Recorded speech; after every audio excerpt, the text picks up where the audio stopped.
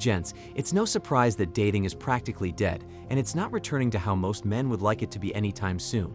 But most men don't understand that dating was set up for failure from the very beginning because it created the opportunity for people, especially women, to have control over the dating market and have the illusion of unlimited choices. And suppose you know anything about human psychology.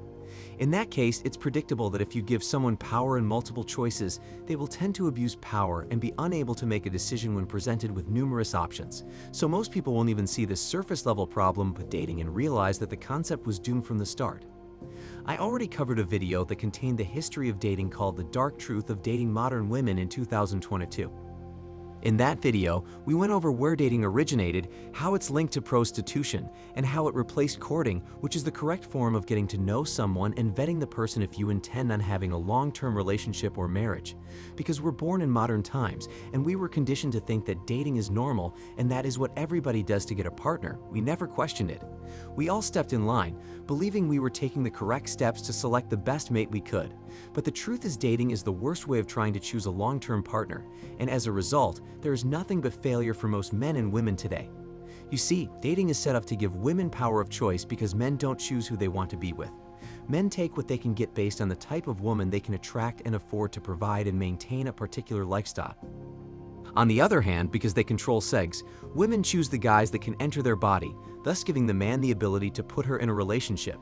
Because men are the ones in control of relationships, we are the ones who decide if a relationship is possible, and we are the ones who go down on bending knee and sacrifice our lives for a family and kids.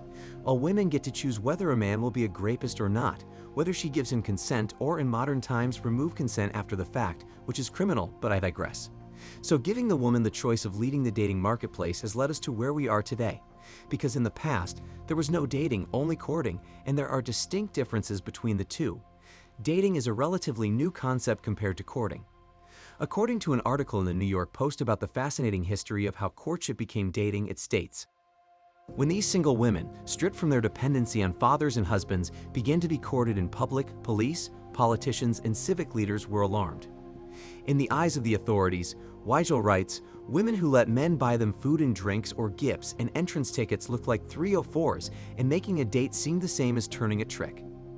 There are so many gems in that article that I highly recommend you go and check it out. You'll realize that dating was never good for society, and the people of old times knew that the direction that we were headed was not going to be good. Alright, to understand further the distinct differences between courting and dating, which will prove that the concept of dating was flawed and doomed to fail from the start, let's look at an article by difference between then about the difference between courting and dating. It states, "Courting is about developing a deep bond to ensure the relationship has a clearly defined direction and goes just the right way. Courtship is all about commitment and accountability. It is a commitment to honor God's will as you seek a partner for life. In contrast, dating is a strictly no-commitment policy with little chance of a long-term relationship. Courtship is about getting to know each other and developing a deep relationship before getting married, whereas dating is mostly physical with no strings attached and no emotional intimacy. If you compare the two, it is pretty clear that dating is not meant for people who are serious about committing and having a meaningful long-term relationship, but instead, it's purely a numbers game with the hopes that one of the people dating will be able to hold down the other person for the long term.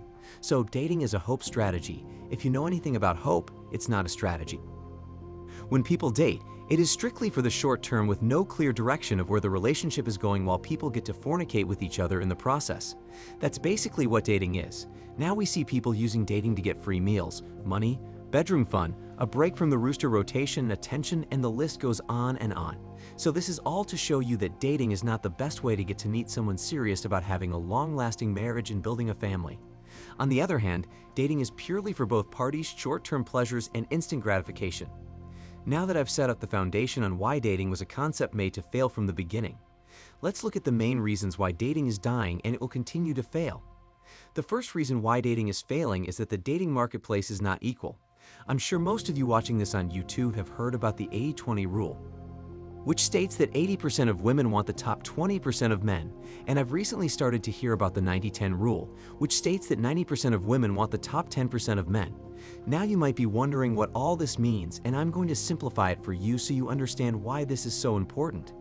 A marketplace is where people go to buy goods and services, and it's driven mainly by supply and demand.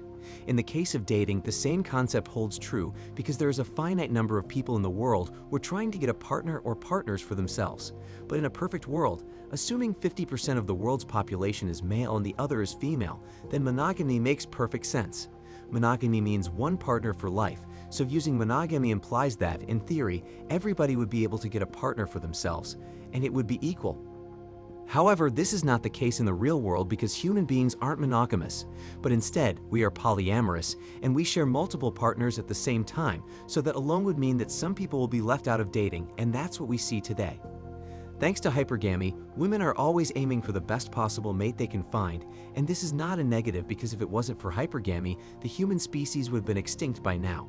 Women tend to procreate with men who have the strongest genes and can provide for all their offspring, which has led us to survive for many centuries. The problem is because they are all aiming for the top guys. The guys at the bottom of the hierarchy will not have a woman to pair up with simply because the top 20% of men have removed 80% of the women off the dating marketplace. And if you know the principles of supply and demand, when the bottom 80% of men have a demand but only 20% of women are available, then some men will have to be left out, creating chaos in the dating marketplace. This is why today we have more male virgins than female virgins, more men identifying as incels, men going their own way, men transforming into XXs, men going abroad to find a woman, and the list goes on and on. There is a need that is not being fulfilled, and eventually, men will find additional ways to bust that nut one way or another. Now, I'm not going to speak from the female perspective because we only focus on men over here, so that is why I've only mentioned the problems that men are facing. If you doubt this is happening, online dating will show you everything you need to know about the 80-20 rule. When women choose who they want to date, they overwhelmingly prefer to date top-tier men. As a result, the men at the top are flooded with unlimited options of women, while the rest of the average guys can barely get a single date. This is the reality of the dating marketplace today, and when we look at supply and demand, that already shows you that inequality is one of the main reasons dating is failing. The second reason why dating is failing is due to misleading information. Unsurprisingly, no man with common sense should ever entice the notion of believe all women. If you do that, you're a monkey simp, and whatever happens to you, I will not give you any level of sympathy. Now the problem in the dating marketplace is that women tend to give men misleading information about themselves that if the man knew the truth, he would have probably decided not to be with her long term. This is why the whole argument of my past shouldn't matter is even a thing. Because a woman's kryptonite is accountability, and they want to have the ability to do whatever they want, and not be judged for it or not given certain opportunities because of their past. For a man that wants to be with a woman long-term and doesn't want any unexpected issues to arise in their relationship, knowing crucial information about his partner can make or break the relationship. For example, if a buyer decides to buy a car from a seller and the seller gives the buyer misleading information about the car that would have swayed the buyer's mind to not purchase that vehicle if he knew the truth, then can you blame the buyer for being angry and frustrated with the seller when the car starts to give problems he did not anticipate and costs him additional money to fix? It's the same in relationships where women will flat out lie to a man and sell him a dream about herself that is not true, or lie by omission and leave out crucial information about herself that if the man knew the truth, he probably would have ran to the hills and never looked back. Let's say that said woman was a top CC rider, terminated 4 kids, abused drugs and alcohol, cheated in every past relationship, and had an itchy scratchy that cannot be cured. If she doesn't tell her new partner this information, then she denies him the ability to have made a rational decision about whether to take her as a long-term partner or not. Do you see how this can screw up dating for men? That man could think that he is getting a sweet, innocent girl when, in fact, the truth may come out months, if not years down the line when he has made a commitment that he simply cannot walk away from. And any consequences that arrive, that man would have to shoulder the effects of him getting misled. We see this in paternity fraud regularly, and sadly, things like this contribute to the failure we see in dating today. There is a big difference between trying to sell yourself by putting your best foot forward and flat out deceiving someone to quote-unquote win in the end. Pretending to be someone you're not is becoming more and more common, especially on social media and online dating. And this not only encourages more people to continue this behavior to get what they want, but it puts the other person in danger of making a long-term decision that could end up ruining their lives. Some examples are that women use makeup and filters to deceive men into thinking they look better than they actually are. Then almost all women lie about their body count and lower the number significantly to appear as virtuous women when they are 304s. And finally, women wear clothes that hide how some parts of their bodies look, and when those clothes come off, the man is not getting what he previously thought he would. The man could have invested time and money into the woman just for him to get less than what he thought he would. And that man might decide to leave the dating market because the juice isn't worth the squeeze, ruining the dating marketplace. You might think that vetting would be able to reveal all of her lies, but that's not always the case. How do you figure out the actual number of partners that a woman has had in the past? How do you find out she was a former drug addict if she never told anyone? How do you find out she deleted 4 kids when she never told anyone? Do you see what I mean? Hiring a private investigator would be the best defense against this, and hopefully you can find all the skeletons in her closet, but that still isn't a guarantee that you'll know everything. Because women know that most men will reject them if they know the truth about their past, so they decide to be selfish and mislead the men to get what they want. This further encourages other women to follow and lie to men to get what they want at the man's expense, and the cycle continues until men figure out the truth and decide to walk away, like what we're seeing today. Now the woman is unhappy because no man will wife her up, and she'll probably die alone. The man has left the dating marketplace for good, which inevitably contributes to modern dating being an absolute failure. With these 2 points alone, it's easy to see why dating will continue to fail. There's no moral compass in society anymore, so people have no problem screwing each other over to get what they want at the other person's expense. Hookup culture and open sexual freedom has created more and more women who cannot pair bond to just one man, which leads them to always want to hop on multiple dating sticks and girls' tongues to be free and live their best lives. With no-fault divorce making it easy to get into and out of a marriage, women have no problem destroying their families for cash and prizes, which has made men fearful of marriage, further helping the decline of modern dating.